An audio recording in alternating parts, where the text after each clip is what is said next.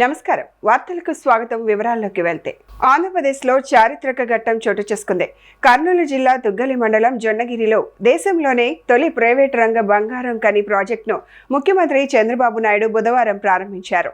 అనంతరం రెండో విభాగం నిర్మాణానికి శంకుస్థాపన చేశారు. ఈ కార్యక్రమంలో రాష్ట్ర మంత్రులు కొల్లు రవీంద్ర, నిమ్మల రామానాయుడు, టీజీ భరత్ తదితరులు పాల్గొన్నారు. జొన్నగిరి బంగారం గని ప్రాజెక్టులో ఇప్పటి వరకు 405 కోట్ల రూపాయల పెట్టుబడులు పెట్టారు. ప్రయోగాత్మక ఉత్పత్తి విజయవంతం కావడంతో ఇప్పుడు వాణిజ్య పరంగా బంగారం ఉత్పత్తి ప్రారంభమైంది. దేశంలోనే ప్రైవేట్ రంగంలో బంగారం గనుల తవ్వకం ఉత్పత్తి ప్రారంభం కావడం ఇదే మొదటిసారి. ఏటా 2 టన్నుల బంగారం ఉత్పత్తి చేసే లక్ష్యంతో సంస్థ ప్రణాళికలు రూపొందించింది. ఈ ప్రాజెక్టు ద్వారా సుమారు 700 మందికి ఉపాధి అవకాశాలు లభించనున్నాయి. ఈ ఊర్లో గోల్డ్ మైన్ వచ్చిన దానికి మీరందరూ ఆనందంగా ఉన్నారు. మన రాష్ట్రంలో ఒక సువర్ణ అధ్యాయం మొదలైంది. ఈ అధ్యాయానికి రతనాల సీమ, రాయలసీమ కేంద్రమైంది. నా జీవితంలో ఎప్పుడూ మరిచిపోలేని సంఘటన ఈ జొన్నగిరి సంఘటన. దేశంలోనే అతిపెద్ద ప్రైవేట్ రంగం గోల్డ్ మైనింగ్ ప్రాజెక్టు ప్రారంభించుకోవడం శుభ పరిణామం. అలాగే విస్తరణ యూనిట్ కూడా శంకుస్థాపన చేసుకున్నాం. ఈ ప్రాజెక్టు చేపట్టిన జియో మైసూర్ సర్వీసెస్ని త్రివేణి ఎర్త్మోర్స్ సంస్థల యజమానానికి, ఉద్యోగస్తులకు, ఇప్పుడే కార్మికులను చూశాను, లోకల్ కార్మికులు కూడా చాలా హుషారుగా ఉన్నారు, సమర్థవంతంగా ఉన్నారు. వాళ్ళందరికీ అభినందనలు, శుభాభినందనలు. జొన్నగిరి ఘనత నేటిది కాదు. ఈ ప్రాంతానికి ఎంతో చరిత్ర ఉంది. ఈ ప్రాంతాన్ని సువర్ణగిరి అని పిలిచేవారు. అశోకుడి 4వ రాజధాని ఆనాటి సువర్ణగిరి, ఈనాటి జొన్నగిరి.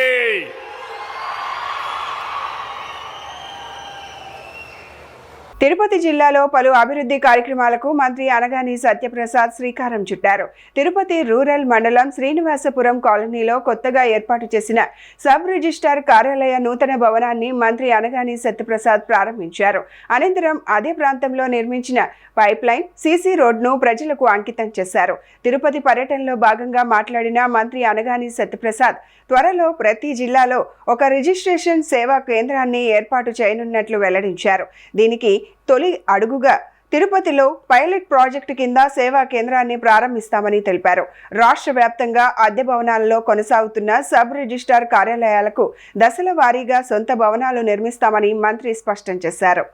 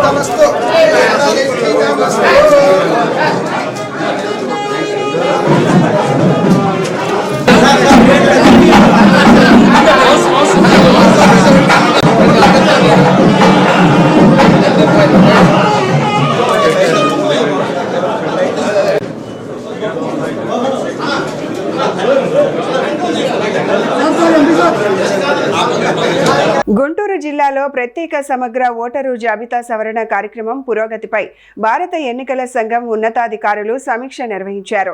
భారత ఎన్నికల సంఘం ఉప ఎన్నికల కమిషనర్ భానుప్రకాష్ ఏటూరు బుధవారం గుంటూరు జిల్లా కలెక్టరేట్లోని వీడియో సమావేశ మందిరంలో జిల్లా కలెక్టర్ సీఎం సాయికాంత్ వర్మతో కలిసి సమీక్షా సమావేశం నిర్వహించారు. ముందుగా జిల్లా కలెక్టరేట్కు చేరుకున్న ఉప ఎన్నికల కమిషనర్కు జిల్లా కలెక్టరేట్ సాయికాంత్ వర్మ మర్యాదపూర్వక స్వాగతం పలికారు. ఈ సందర్భంగా జిల్లాలో ప్రత్యేక సమగ్ర ఓటరు జాబితా సవరణ కార్యక్రమం అమలు తీరు, ఓటరు జాబితాల సవరణ ప్రక్రియ, బూత్ స్థాయి అధికారుల పనితీరు, ప్రజలకు అవగాహన కల్పించే చర్యలపై విస్తృతంగా చర్చించారు. ఎన్నికల సంఘం మార్గదర్శకాలకు అనుగుణంగా కార్యక్రమాన్ని పారదర్శకంగా సమర్థవంతంగా నిర్వహించాలని అధికారులకు సూచించారు.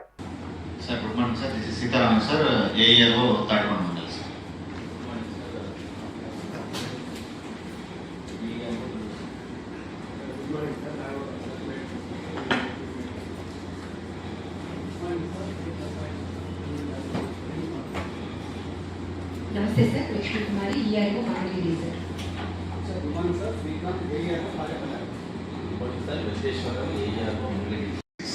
We have 2 revenue divisions, sir, total of 18 mandals, and we have 4 ULBs, sir, 2 of which are municipal corporations, Guntur and Mangalgiri Tenali municipal corporation, sir, and we have 2 municipalities, one is Tenali and Konnur, sir.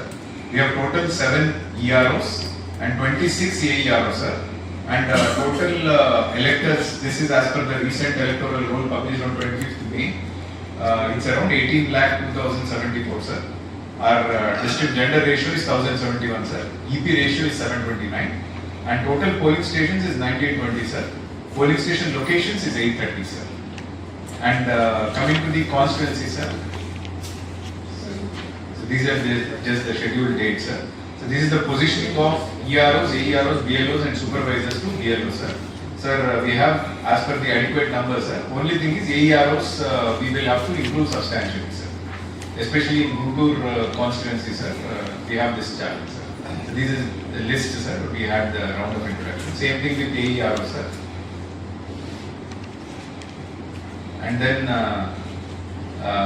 constituency-wise positioning of AEROs, supervisors, BLOs, the same snapshot what we presented, sir. So just one specific thing. Thank you, sir. And I also would like to extend my heartfelt gratitude to Chief Election Officer, sir, Vivek Yadav, sir, and also to Shri Naveen, sir, Secretary Election Commission of India. Thank you, sir. Thank you all.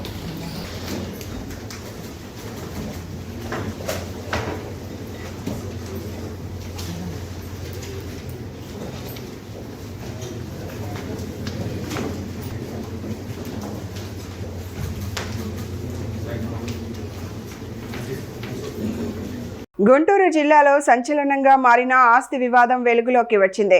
వయసు పైబడిన తండ్రి మానసిక పరిస్థితిని ఆసరాగా చేసుకుని కోట్ల రూపాయల విలువైన కుటుంబ ఆస్తిని ఆశ్రమం పేరిట రాయించుకున్నారంటూ బాధిత కుటుంబం ఆరోపిస్తోంది. మంగళగిరిలో ఉన్న తమ విలువైన ఆస్తిని కాళీ గార్డెన్స్ ఆశ్రమం నిర్వాహకులు మోసపూరితంగా స్వాధీనం చేసుకున్నారని కుటుంబ సభ్యులు ఆవేదన వ్యక్తం చేస్తున్నారు. దాదాపు 45 సంవత్సరాలుగా కష్టపడి సంపాదించి దాచుకున్న ఆస్తిని కోల్పోయామని వారు వాపోతున్నారు. ఆస్తిని తిరిగి ఇవ్వాలని కోరితే తమను బెదిరిస్తున్నారని బాధితులు ఆరోపించారు. ఈ వ్యవహారంలో తమకు న్యాయం జరగడం లేదని పేర్కొంటూ చివరకు జిల్లా పోలీసు అధికారి దృష్టికి విషయాన్ని తీసుకెళ్లారు. ఏంటి సమస్య? అది మా మంగళగిరిలో ఒక ప్రాపర్టీ ఉందండి. ఆ ప్రాపర్టీ ఇష్యూ గురించి ఇక్కడికి వచ్చాము, గ్రీవెన్స్ దగ్గరికి. అది గ్రీవెన్స్ లో చెప్తే ఏమన్నా సాల్వ్ అవుతుందని చెప్పి వచ్చాము. సార్ కూడా చూసారు. ప్రాపర్టీ ఇష్యూ ఏంటి అంటే ప్రాపర్టీ ఇష్యూ అంటే మా మామగారు చాలా పెద్ద వయసు వారు. ఆయన్ని మా వారు తీసుకొని వెళ్ళి కాళీ గార్డెన్స్ ఆశ్రమంలో రాయించారు. అదే ఆ ప్రాపర్టీ రాయించారు. కానీ అదేంటంటే మాకున్న చిన్న చిన్న ఇష్యూస్ వల్ల అది మేము వెళ్ళి అడిగాము. మాకు కావాలంటే ఆయన ఏజ్ రీత్యా ఆయనకి తెలియక జరిగింది, ఇది పొరపాటు జరిగింది. మా వారు కూడా మా అత్తగారు పోయిన తర్వాత ఆయన చాలా డిస్టర్బెన్స్ లో ఉండి అది రాయమన్నారు. ఈయన రాశారు. అదే ఆయనకి ఇష్టం లేదు రాయడం. ఆయన ఎప్పుడో 78లో కొన్నారు. అది మనవరాళ్ళకి ఉండాలి అని చెప్పి 45 years నుంచి మేము అట్టే పెట్టుకున్నాము. అది ఏమైందంటే లాస్ట్ లో మా అత్తగారు చనిపోవడం వల్ల ఆయన చాలా డిస్టర్బ్ అయ్యి ఉండి తీసుకెళ్లి రాశారండి. అది మేము వెళ్ళి అడిగాము. వాళ్ళు ఒకసారి రాసేసిన తర్వాత మాకు ఇవ్వాల్సిన అవసరం లేదు, ఏం చేసుకుంటారో చేసుకోపోండి, మేమైతే ఇవ్వము, కొడుకు వస్తే ఇస్తాము, అది వస్తే ఇస్తాము, అదైనా ఫస్ట్ మా మామగారు వస్తే ఇస్తామన్నారు. ఆయన వెళ్ళి అడిగారు, మాది కావాలండి ఇవ్వండి అని అడిగారు. మేము ఇవ్వము, ఏం చేసుకుంటారో చేసుకోపోండి, మాకు ఇష్టం, మాకు రాసేసిన తర్వాత అని చెప్పి అన్నారు. సో అందుకు మేము కొంచెం ఎస్పీ గారికి కంప్లైంట్ చేశారు కమ్మా, ఎలా స్పందించారు? లేదు, ఎస్పీ గారు బాగానే అంటే మేము చూస్తామండి, మా చేతిలో ఉన్నంత వరకు సాల్వ్ చేస్తామని చెప్పారు. ఇది యాక్చువల్గా కోర్టు ఇష్యూ అండి, కోర్టుకి వెళ్ళి తెచ్చుకోండి, మేము చేయగలిగింది చేస్తామని చెప్పారు. వాళ్ళ పరిధిలో ఉన్నంత మటుకు చేస్తామని చెప్పారు. అదే ఈయన మా మామగారండి, ఆయన కూడా కావాలని అడుగుతున్నారు, అది అందుకని ఆయన తీసుకొని వచ్చాము. పోలీస్ వ్యవస్థపై మాజీ మంత్రి గుంటూరు జిల్లా వైఎస్ఆర్ కాంగ్రెస్ పార్టీ అధ్యక్షుడు అంబటి రాంబాబు తీవ్ర విమర్శలు గుప్పించారు. పోలీస్ వ్యవస్థ రాష్ట్ర ప్రభుత్వానికి జేబు సంస్థగా మారిందని ఆరోపించారు. గుంటూరులో మీడియాతో మాట్లాడిన అంబటి రాంబాబు రాజకీయ ఒత్తిళ్ల కారణంగానే తనపై పోలీసులు కేసులు నమోదు చేశారని పేర్కొన్నారు. తన కేసుకు సంబంధించి 2 సీఐలు, 1 ఎస్ఐకి హైకోర్టు ధిక్కార నోటీసులు జారీ చేసిందని తెలిపారు. సీఐలు వంశీధర్, గంగా వెంకటేశ్వర్లు, ఎస్ఐ మధులను కేంద్ర మంత్రి పెమ్మసాని చంద్రశేఖర్ ప్రేరేపించి తనను అరెస్టు చేయించారని ఆరోపించారు. న్యాయం కోసం వచ్చే నెల 29వ తేదీన వినతి పాదయాత్ర చేపట్టనున్నట్లు వెల్లడించారు. హైకోర్టు 3 స్టేషన్లకు, అంటే 2 స్టేషన్లో స్టేషన్ హౌస్ ఆఫీసర్లకి 2కి, 1 ఎస్ఐకి కోర్టు వారు నోటీసులు ఇచ్చారు కంటెంప్ట్ మీద. దీనికి మీరు సమాధానం చెప్పండి అని నోటీస్ ఇచ్చారు. దాని విషయం మీడియా ద్వారా రాష్ట్ర ప్రజానీకానికి తెలియపరచాలనే ఉద్దేశంతో ఈరోజు ఈ సమావేశాన్ని ఏర్పాటు చేయడం జరిగింది.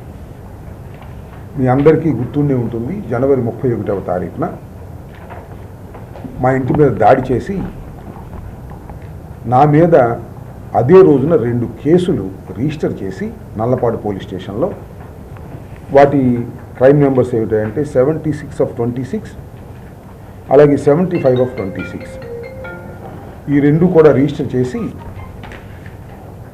దాడి జరిగిన తర్వాత నన్ను అరెస్ట్ చేశారు. అరెస్ట్ చేసి 24 గంటల సేపు పోలీసు లాకప్లో పెట్టి తర్వాత నన్ను కోర్టులో ప్రొడ్యూస్ చేశారు. తర్వాత కోర్టు వారు రిమాండ్కి పంపించారు. ఆ తర్వాత జరిగిన పరిణామాల్లో 18 రోజుల పాటు నేను రాజమండ్రి సెంట్రల్ జైల్లో ఉండటం జరిగింది. ఇది చట్ట వ్యతిరేకమైన చర్య. ఈ కేసుల్లో నన్ను 18 రోజుల పాటు జైల్లో ఉంచవలసిన అవసరం లేదని, కోర్టులో ప్రొడ్యూస్ చేయవలసిన అవసరం అంతకంటే లేదని, పోలీస్ వారే ఆ పోలీస్ స్టేషన్లో నాకు నోటీస్ ఇచ్చి పంపించేయాలి అనేది చట్టం చెబుతున్నటువంటి అంశం. అది ఏమిటంటే ఈ 2 కేసులు కూడా 76 and 75, ఈ 2 పోలీస్ వారు నా మీద రిజిస్టర్ చేశారు అన్యాయంగా. అది వేరే అంశం. పొలిటికల్ ప్రెషర్ వల్ల రిజిస్టర్ చేశారు. ఈ 2 కేసుల్లో వారు రిజిస్టర్ చేసినటువంటి ఎఫ్ఐఆర్లో ఇచ్చినటువంటి కంటెంట్ ప్రకారం 7 సంవత్సరాల లోపు మాత్రమే శిక్ష పడేటటువంటి సెక్షన్లు వేశారు వాళ్ళే. హైకోర్టు వారు చాలా సందర్భాల్లో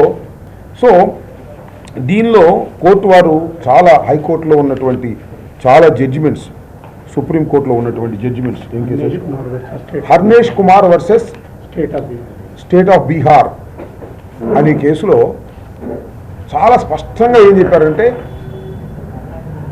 7 సంవత్సరాల లోపు శిక్ష పడేటటువంటి కేసులు రిజిస్టర్ అయితే వారిని అరెస్టు చూపించవలసిన అవసరం లేదు. ఆంధ్రప్రదేశ్లో సంచలనం రేపుతున్న సాయికృష్ణ అదృశ్యం కేసులో రిమాండ్ రిపోర్ట్ కీలక విషయాలను వెలుగులోకి తీసుకొచ్చింది. సిట్ దర్యాప్తు ప్రకారం కస్టడీలో జరిగిన గాయాల కారణంగానే సాయికృష్ణ మరణించినట్లు రిపోర్ట్లో పేర్కొనబడింది. ఇది సాధారణ మిస్సింగ్ కేసు కాదని, అత్యంత తీవ్రమైన అంశాలు ఉన్న కేసుగా దర్యాప్తు సంస్థ స్పష్టం చేసింది. మృతదేహాన్ని పోలీస్ స్టేషన్లో చూసినట్లు ఎస్ఐ వాంగ్మూలం ఇచ్చారని కూడా రిపోర్ట్లో వెల్లడైంది. అలాగే మే 1 నుంచి జూన్ 1 వరకు సీసీ కెమెరా ఫుటేజ్లను కావాలనే మాయం చేసినట్లు సిట్ ఆరోపించింది. ఈ కేసులో కీలకంగా భావిస్తున్న సిఐ నాగరాజుకు జూలై 8 వరకు కోర్టు రిమాండ్ విధించినట్లు సమాచారం.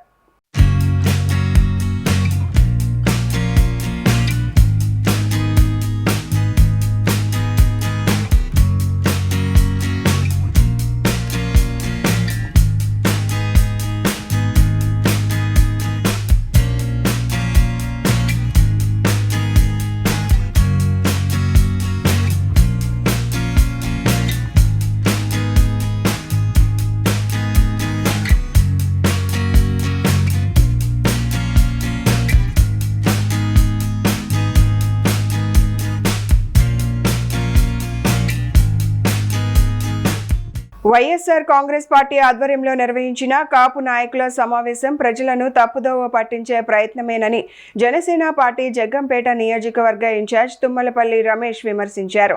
విలేకరుల సమావేశంలో మాట్లాడిన ఆయన ఇటీవల తోట త్రిమూర్తులు స్వగ్రామం వెంకటాయపాలెంలో జరిగిన కాపు నాయకుల సమావేశంపై తీవ్ర అభ్యంతరం వ్యక్తం చేశారు. కాపు సమాజం కోసం నిజాయితీగా పోరాటం చేసిన నాయకులనే ఆ జాతి తమ నాయకులుగా గుర్తిస్తుందని, దివంగత వంగవీటి మోహనరంగా తరువాత ఆ స్థానం జనసేన అధినేత పవన్ కళ్యాణ్ కు దక్కిందని అన్నారు. ప్రస్తుతం కాపు జాతి మొత్తం పవన్ కళ్యాణ్ వెంట నిలిచిందని పేర్కొన్నారు. గతంలో కాపు రిజర్వేషన్ల కోసం ఉద్యమాలు జరుగుతున్న సమయంలో పలువురు ప్రముఖులు మద్దతు తెలిపారని, అయితే అప్పటి ప్రతిపక్ష నాయకుడు వైఎస్ జగన్మోహన్ రెడ్డి మాత్రం ఆ ఉద్యమానికి మద్దతు ఇవ్వలేదని విమర్శించారు. ఒకళ్ళని వంగవీటి మోహన్ రంగాని ఈరోజు మా నాయకుడు జనసేన పార్టీ నాయకుడు ఈ రాష్ట్ర ఉప ముఖ్యమంత్రి పవన్ కళ్యాణ్ గారిని కాపులు వాళ్ళొక సొంత మనిషి కింద ఓన్ చేసుకోవడం జరిగిందని చెప్పి మీరు అందరూ కూడా గ్రహించాలని చెప్పి సందర్భంగా తెలియపరచుకుంటున్నాం. ఎందుకంటే కాపులు ఎవరు న్యాయంగా ఉంటారో నమ్మకంగా ఉంటారు. ఆ రోజు రంగా గారు ఎలాగైతే అన్ని కులాలని కలుపుకుని అన్ని వర్గాల మనిషి కింద ఎలాగైతే నిలబడ్డారో ఈరోజు కూడా పవన్ కళ్యాణ్ గారు అలాగే అన్ని కులాలని అన్ని మతాలని కూడా కలుపుకుని అందరినీ కలుపుకుని ఈరోజు ఆయన ఒక నమ్మకం తెచ్చుకుని కాపులు మనసులు పొందారని చెప్పి సందర్భంగా తెలియపరచుకుంటున్నాం. ఎందుకంటే మేము కూడా కాపోద్యమంలో తిరిగాం. ఆ రోజు ప్రతిపక్ష నాయకుడి కింద ఉండి కూడా కాపోద్యమం జరిగేటప్పుడు మద్దతు ఇవ్వని నాయకుడు ఎవరన్నా ఉన్నారంటే జగన్మోహన్ రెడ్డి గారు అని చెప్పి ఈ సందర్భంగా మీకు తెలియపరచుకుంటున్నాం. ఎందుకంటే ఆ రోజు ప్రభుత్వం మీద మేము దెబ్బలాడి, చంద్రబాబు నాయుడు గారి మీద మేము దెబ్బలాడే టైంలో మాకు చిరంజీవి గారేంటి అందరూ మద్దతు ఇచ్చినప్పుడు కూడా మద్దతు ఇవ్వని ఏకైక నాయకుడు ఉన్నాడంటే జగన్మోహన్ రెడ్డి గారు అని చెప్పి ఈ సందర్భంగా మీకు తెలియపరచుకుంటున్నాం. నెల్లూరు జిల్లాలో ఓ ప్రభుత్వ పాఠశాల ప్రధానోపాధ్యాయుడి తీరుపై గ్రామస్తులు తీవ్ర నిరసన వ్యక్తం చేశారు.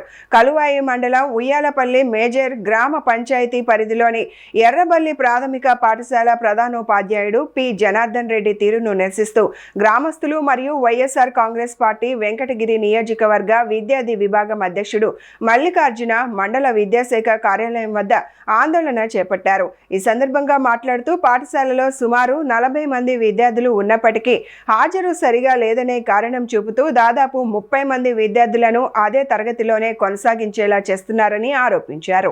చాలా దౌర్భాగ్యంగా వ్యవహరిస్తా ఉన్నారు సార్. ఆ తల్లిదండ్రులు వెళ్ళినా కానీ రూట్గా బిహేవ్ చేయడం, బూత్ మాట్లాడడం, ఆ తల్లిదండ్రులు ఆ విధంగా చేస్తూ ఉంటారు. మరి పాపం వాళ్ళ కుటుంబం గురించి ఆల్రెడీ మీకు తెలిసే ఉంటుంది. వాళ్ళు ఏంటంటే జనరల్గా జనవరి ఫిబ్రవరిలో సెషన్స్ ఏదైతే ఉంటుందో వాళ్ళ కుటుంబ రీత్యా వాళ్ళకి అవసరాల రీత్యా కుటుంబ రీత్యా మరి ఇక్కడ ఉపాధి దొరకదు. సో ఉపాధి కోసం వెళ్ళే క్రమంలో ఆ జనార్దన్ అనే టీచర్ ఎవరైతే ఉన్నాడో ఇచ్చామో మరి ఆ పిల్లల్ని కొంతమంది పిల్లల్ని మొత్తం 45 మంది ఉంటే అందులో 15 మందిని ప్రమోషన్ ఇచ్చి ఇంకో 15 మందిని మేము అసలు ఇవ్వము, తీసి ఇచ్చేస్తాము, అదే క్లాస్లో కూర్చొని చదవాలని చెప్పి అని అంటా ఉన్నాడు. మరి అదే కాకుండా డబ్బులు కానీ కొంతమందిని డిమాండ్ చేస్తూ ఉన్నాడు సార్. అది అది అది లేదు సార్. నాకు ఆ గ్రామస్తులే చెప్పారు. సో ఆ గ్రామస్తులే చెప్పారు. అది వచ్చేటప్పుడు ఇప్పుడు మాతో పాటు వలస వెళ్ళే వాళ్ళు అందరూ ఒక అబ్బాయిని చేసుకుని ఒక అబ్బాయిని చేసుకోపోయా. సరే మిమ్మల్ని ఎందుకు చేసుకుని మీ పిల్లవాడిని మా పిల్లవాడిని ఎందుకు చేసుకోలేదు అడిగితే నేను 3 వేల రూపాయలు డబ్బులు ఇచ్చాము అని అన్నాడు. మనకు తెలియదు సార్. అది గ్రామస్తులు అన్నాడు. లేదు నేను ఎందుకు చెప్తాను. తెలిసినంత వరకు నేను మీకు నేను చెప్పను మీ నోటీసులో పెడుతున్నాను సార్. నాకు తెలిసింది మీ నోటీసులో పెడతా ఉన్నాను అన్నాడు. అని. సరే అతను డబ్బులు ఇచ్చాడు.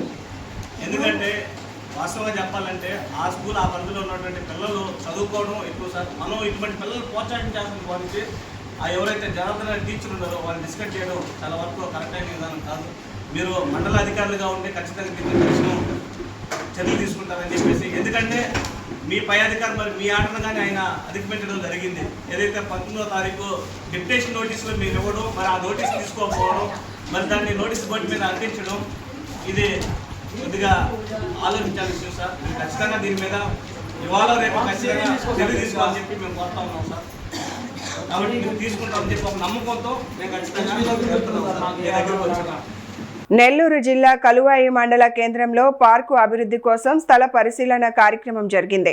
కలువాయి గ్రామ పంచాయతీ పరిధిలోని తెలుగు గంగా అతిథి గృహాన్ని జిల్లా పంచాయతీ అభివృద్ధి అధికారి డి వసుమతి గురువారం పరిశీలించారు. ఇటీవల కుల్లూరు గ్రామంలో నిర్వహించిన పల్లె వీక్షణ కార్యక్రమంలో జిల్లా కలెక్టర్ హిమాంశు శుక్లాకు గ్రామస్తులు అందజేసిన వినతుల మేరకు ఈ పరిశీలన చేపట్టినట్లు ఆమె తెలిపారు. ప్రస్తుతం నిరుపయోగంగా ఉన్న తెలుగు గంగా అతిథి గృహం ఆవరణలో కొంత స్థలాన్ని గ్రామ పంచాయతీకి కేటాయించి అక్కడ ప్రజలు వాకింగ్, వ్యాయామం చేసుకునే విధంగా పార్కుగా అభివృద్ధి చేయాలని ప్రతిపాదనలు ఉన్నాయని అధికారులు తెలిపారు.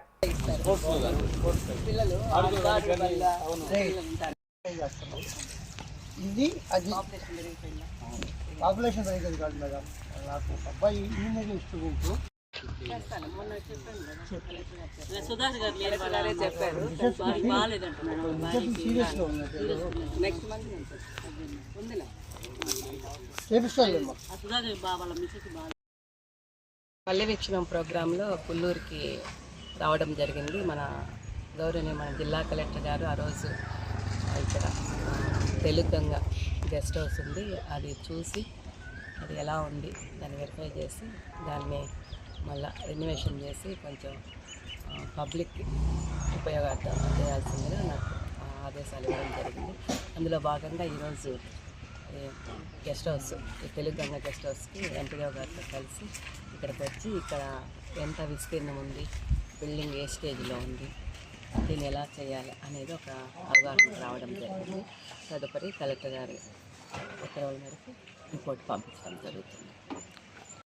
ప్రకాశం జిల్లా కందుకూరులో గంజాయి అక్రమ రవాణా గుట్టును పోలీసులు రట్టు చేశారు. దాడుల్లో మొత్తం 2 కిలోల 350 గ్రాముల గంజాయిని స్వాధీనం చేసుకుని 2 నిందితులను అరెస్టు చేశారు. జిల్లా ఎస్పీ హర్షవర్ధన్ రాజు ఐపీఎస్ ఆదేశాల మేరకు గంజాయి సహా ఇతర మాదక ద్రవ్యాల నిర్మూలనకు ప్రత్యేక చర్యలు కొనసాగుతున్నాయి. ఎస్పీ ప్రత్యక్ష పర్యవేక్షణలో డీఎస్పీ బాలసుబ్రహ్మణ్యం ఆధ్వర్యంలో ఈ ఆపరేషన్ నిర్వహించారు. కందుకూరు సిఐ ఎస్కే అన్వర్ బాషాకు అందిన విశ్వసనీయ సమాచారం మేరకు గుడ్లూరు గ్రామానికి చెందిన నాగులూరు తిరుపతయ్య వద్ద నుండి గంజాయి కొనుగోలు చేసి కందుకూరు పట్టణంలో విక్రయిస్తున్న బండపాలెంకు చెందిన కత్తుల కిషోర్ను పోలీసులు గుర్తించారు. శ్రీ హర్షవర్ధన్ రాజు ఐపీఎస్ గారి యొక్క ఆదేశాల మేరకు మన కందుకూరు టౌన్లో ఎక్కడ కూడా కందుకూరు టౌన్ కానీ సరౌండింగ్ ఏరియాస్ సబ్ డివిజన్లో కూడా ఎక్కడా కూడా గంజాయి సెల్లింగ్ అనేది అలాగే కన్జ్యూమింగ్ లేకుండా చూడాలనేది కందుకూరు పిఏ గారు అన్వర్ భాష, అలాగే కందుకూరు టౌన్ ఎస్ఐ నాగరాజు, అలాగే రోడ్ల ఎస్ఐ బాలకృష్ణ ఈ కంటిన్యూగా ఎఫర్ట్స్ చేస్తా మన దగ్గర ఉన్నటువంటి గంజాయికి సంబంధించినటువంటి ఇన్ఫర్మేషన్ మీద ముందుగా 16 మందిని అరెస్ట్ చేసి వారి దగ్గర గంజాని స్వాధీనం చేసుకోవడం జరిగింది. వారి మీద కేసు రిజిస్టర్ చేసి మొత్తం అందరినీ కూడా డిమాండ్ చేయడం జరిగింది. వారు ఇచ్చినటువంటి ఇన్ఫర్మేషన్ మీద మరలా తిరుపతయ్య అనేటువంటి గంజా సెల్లర్ని అరెస్ట్ చేసి అతను కూడా అతని దగ్గర కేజీన్నర గంజాయిని సీజ్ చేసి అతను కూడా డిమాండ్ చేయడం జరిగింది. అలాగే అతను ఇచ్చినటువంటి ఈ తిరుపతి ఇచ్చినటువంటి సమాచారం మేరకు ఇతనికి ఎక్కడి నుంచి వస్తుంది అనేది తెలుసుకొని దాని మీద సిఐ గారు అలాగే వాళ్ళ యొక్క స్టాఫ్ కూడా దాని మీద ఎఫర్ట్ చేసి దాని మీద వర్కౌట్ చేసిన తర్వాత వాళ్ళకి ఎక్కడి నుంచి వస్తుంది, ఈ సోర్స్ ఎక్కడి నుంచి వచ్చింది అనేది తెలుసుకుని దాని మీద కామంచి రాజేష్ అలాగే కత్తుల కిషోర్ అనేటువంటి ఇద్దరు సెల్లర్స్ని అరెస్ట్ చేయడం జరిగింది. ఇతను కిషోర్ అనే అతను కందుకూరు టౌన్కు సంబంధించినటువంటి వ్యక్తి, అలాగే ఇతను రాజేష్ అనే వ్యక్తి గుడ్లూరు సంబంధించిన వ్యక్తి.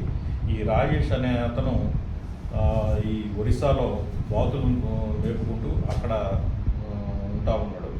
అతని దగ్గర అతను ఒరిస్సాకి వెళ్ళిన తర్వాత అక్కడ గంజాయికి సంబంధించినటువంటి సెల్లర్స్తో కాంటాక్ట్లో ఉండి అక్కడి నుంచి ఈ గంజాని ఈ ప్యాకెట్లలో తీసుకొస్తూ ఇక్కడికి కంటిన్యూగా కందుకూరు కానీ అలాగే గుంటూరు కానీ తీసుకొస్తూ తిరుపతికి ఇవ్వడం జరిగింది.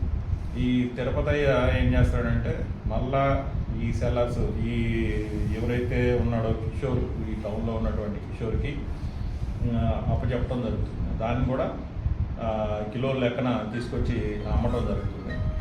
దాన్ని ఇక్కడ ఉన్నటువంటి ఈ సెల్లర్స్ చిన్న చిన్న పొట్లాలు కట్టేసేసి ఆ పొట్లాలని ఈ వ్యక్తులకి తాగేటువంటి వ్యక్తులందరికీ కూడా ఇవ్వటం జరుగుతుంది.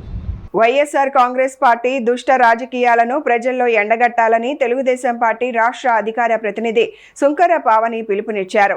కాకినాడలోని తన కార్యాలయంలో మీడియాతో మాట్లాడిన ఆమె రాష్ట్రంలో ఏ ఘటన జరిగినా దానిని కుల రాజకీయాలు, శవ రాజకీయాలుగా మార్చడం వైసీపీ విష సంస్కృతిలో భాగమైపోయిందని తీవ్రంగా విమర్శించారు. కూటమి ప్రభుత్వంపై తప్పుడు ప్రచారాలను విషం మాదిరిగా వ్యాప్తి చేయడంలో వైసీపీ నాయకులు వెనుకాడడం లేదని ఆమె ఆగ్రహం వ్యక్తం చేశారు.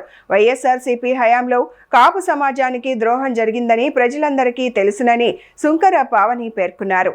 2 సంవత్సరాలు వైసీపీ నాయకులు ఎక్కడున్నారో కూడా తెలియదు. ఈరోజు మా పార్టీ ఉనికిని కాపాడుకోవాలని చెప్పి ప్రజల్లోకి రావడం మొదలుపెట్టారు. మెల్లమెల్లగా రావడం మొదలుపెట్టి వాళ్ళ యొక్క వాయిస్లు కులాల మధ్య చిచ్చు పెట్టే విధంగా మాట్లాడుతూ ఉన్నారు.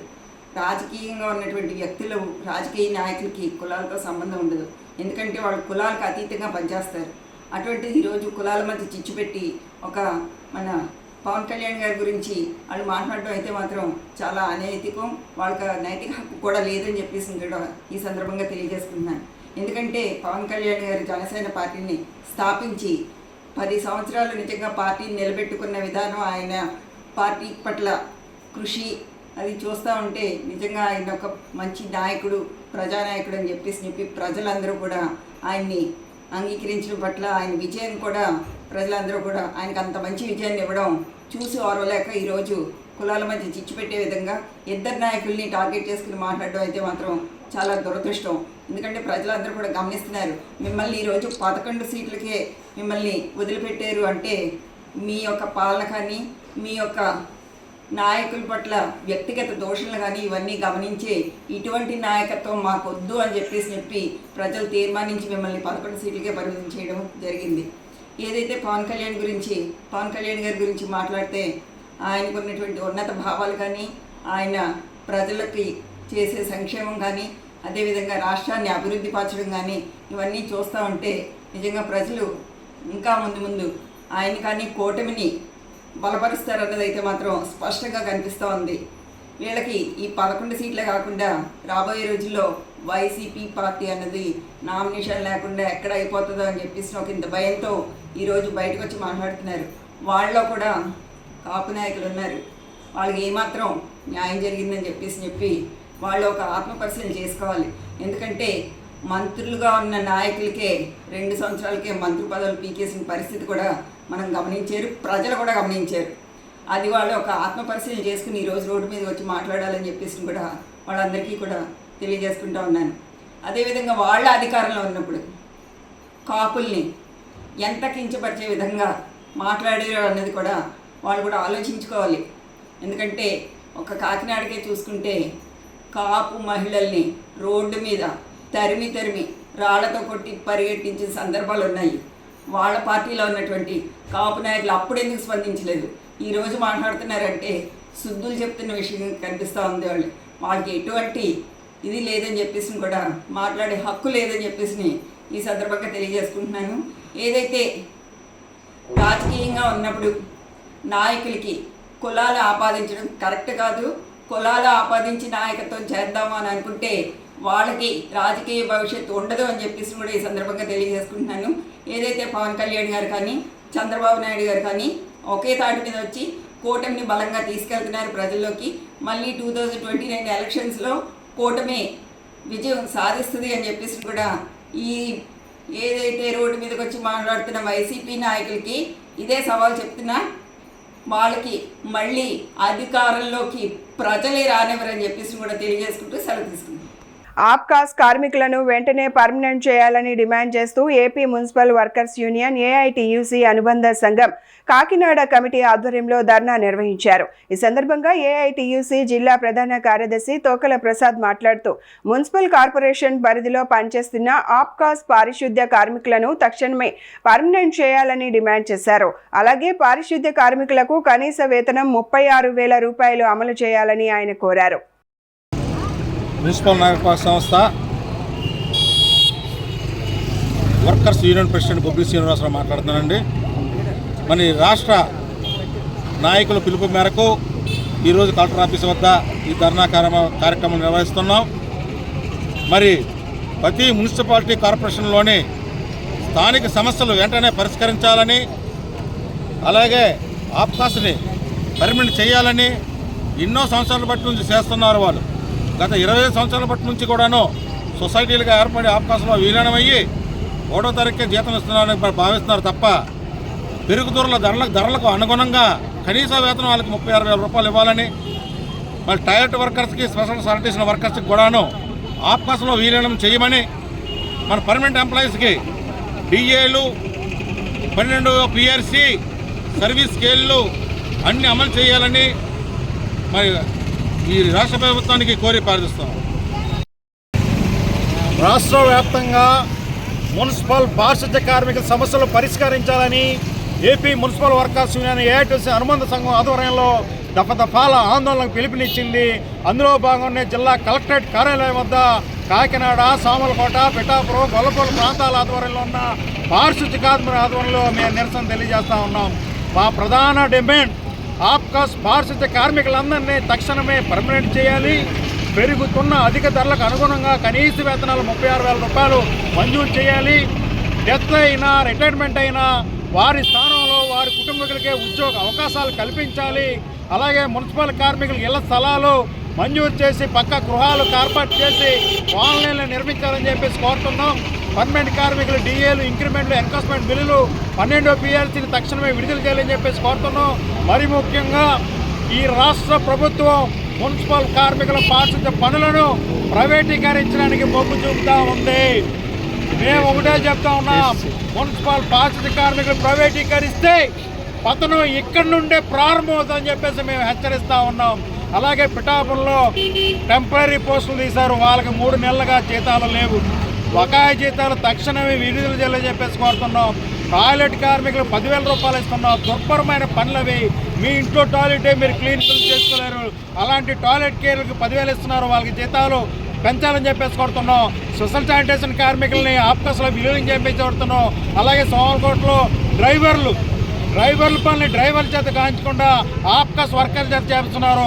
ప్రమాదాలు జరిగితే బాధ్యత మీరే వహించాలని చెప్పేసి మేము డిమాండ్ చేస్తున్నాం. ఆ సమస్యలు పరిష్కరించకపోతే ఉవ్వెత్తున ఉద్యమం చేస్తూ ఉన్నాం. అందులో భాగంగా జూలై 7వ తేదీన జిల్లా కలెక్టరేట్ వెళ్తా ఉన్నాం. జిల్లా కలెక్టరేట్ కూడా జయప్రదం చేసి మా సమస్యలు, మా హక్కులు సాధించుకుంటామని ఈ సందర్భంగా తెలియజేస్తా ఉన్నాం. నా పేరు తోకల ప్రసాద్, ఏఐటీసీ జిల్లా ప్రధాన కార్యదర్శి. కాకతీయ విశ్వవిద్యాలయ విద్యార్థిని సంధ్యాబారెడ్డి ఢిల్లీలోని భారత పార్లమెంట్ సెంట్రల్ హాల్లో నిర్వహించిన వికసిత్ భారత్ యూత్ పార్లమెంట్ 2026 కార్యక్రమంలో ప్రతిభ కనబరిచారు. దేశవ్యాప్తంగా ఎంపికైన యువ ప్రతినిధులతో జరిగిన ఈ ప్రతిష్టాత్మక కార్యక్రమంలో సంధ్య 4 దశల చర్చల్లో పాల్గొని తన వాక్ చాతుర్యాన్ని చాటుకున్నారు. ప్రారంభ వ్యాఖ్యలు, ప్రశ్నోత్తరాలు అలాగే స్వల్పకాలిక చర్చల్లో పాల్గొని ప్రత్యేక గుర్తింపు పొందారు. నారీ శక్తి వందన్ నుండి వికసిత్ భారత్ 2047 వరకు అనే అంశంపై ఆమె చేసిన ప్రసంగం అందరి దృష్టిని ఆకర్షించింది. తన ప్రసంగంలో తెలంగాణ సంస్కృతి సాంప్రదాయాలను దేశ స్థాయిలో ప్రతిబింబిస్తూ పోచంపల్లి చీరల ప్రత్యేకత, ఆదిలాబాద్ గిరిజన మహిళా పారిశ్రామికవేత్తల కృషి, మహువా లడ్డూల విజయ గాథలను ప్రస్తావించారు. Jhansi Lakshmibai rose. When India needed a voice, Sarojini Naidu spoke. When Indira Gandhi was lead, it was a question of leading the leadership. And this is not just an exception, it is the continuity. Adhyaksha, while speaking about the economy, today I stand myself draping the Telangana's rich heritage in a Pochampalli sari, where the turn of tradition into the enterprise and Seriala scrolls into a leadership and Nari Shakti. And through the SHGs and Lakhpati Didis, women are leading into the success and raising their spirit towards the Nari Shakti. And from Adilabad forest to Bharat ki Man ki Baat, Mahua Laddus are being the reflection of the Nari Shakti, where the tribal women are turning their tradition into their enterprise. And today we spoke about the governance. The constitution itself says, we the people of India nor deny the woman nor deny the man. And when speaking about Sushma Swaraj ji कहा थी, नारी शक्ति सिर्फ एक party का विजय नहीं बल्कि भारत की बेटियों की सपनों की विजय है. यहाँ महिलाओं को संसद के दरवाजे तक लेने की जरूरत नहीं है बल्कि संसद का दरवाजा को खोलने की जरूरत है. यहाँ Pamela सतिपति IAS officer gave the voice to the unheard through the significance of the sign language. When speaking about the nation building, the speaker ma'am with the tribal women became the India's president, and the democracy says your dreams matters. And Sudha Murthy, to her simplicity and service, proved that it doesn't need power, it needs the compassion. And when speaking about our India, speaker ma'am, we call ourselves as Bharat Mata. హనుమకొండలోని ఏకశిల ఆసుపత్రిలో ఉచిత kidney OP సేవలు అందుబాటులో ఉన్నట్లు doctor Sindhura తెలిపారు. Urology నిపుణురాలు MS MCH urology doctor Sindhura మాట్లాడుతూ sugar మరియు BP పేషెంట్లు తప్పనిసరిగా తీసుకోవాల్సిన జాగ్రత్తలపై అవగాహన కల్పించారు. కాలానుగుణంగా ఆరోగ్యాన్ని కాపాడుకోవడంలో సరైన నీటి వినియోగం ఎంతో ముఖ్యమని ఆమె సూచించారు. ఎక్కువగా ప్రయాణాలు చేసేవారు అలాగే ఉద్యోగరీత్యా ఎక్కువసేపు కూర్చునేవారు తగినంత నీరు తీసుకోకపోతే మూత్రపిండాల సమస్యలు వచ్చే అవకాశం ఉందని హెచ్చరించారు. ప్రతి వ్యక్తి రోజుకు 3 నుంచి 4 లీటర్ల నీరు తాగాలని, దాహం లేకపోయినా నీరు తాగడం అలవాటు చేసుకోవాలని ఆమె సూచించారు. కిడ్నీలో స్టోన్స్ ఒక్కసారి వస్తే మళ్ళీ 5 yearsలో 50% ఆఫ్ ద పీపుల్కి రికరెన్స్ ఛాన్సెస్ ఉంటాయండి. ఎందుకు అంటే చాలా థింగ్స్ ఉంటాయి. ఒకటి జెనెటిక్ ఉండొచ్చు, లేదా ఆల్రెడీ ఒకసారి ఫామ్ అయిన వాళ్ళకి ఆ తత్వం ఉంటుంది లోపల, డీహైడ్రేటెడ్ స్టేట్. సో ఇలాంటి కండిషన్స్ వల్ల ఎక్కువే ఉండొచ్చు. కొన్ని జెనెటిక్ ఫ్యాక్టర్స్ వల్ల వాళ్ళ పిల్లలకు కూడా వస్తాయని అడుగుతారు.